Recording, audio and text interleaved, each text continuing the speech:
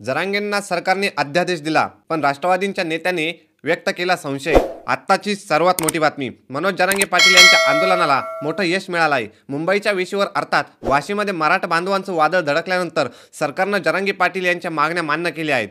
त्यानंतर मनोज जरांगे पाटील यांनी आपलं आंदोलन मागे घेत असल्याची घोषणा केली। त्यानंतर सर्वत्र विजयाचा जल्लोष साजरा केला जात आहे। राजकीय वर्तुळातून प्रतिक्रिया येण्यास सुरुवात झाली आहे। या सर्व पार्श्वभूमीवर राष्ट्रवादीचे ज्येष्ठ नेते एकनाथ खडसे यांनी प्रतिक्रिया दिली।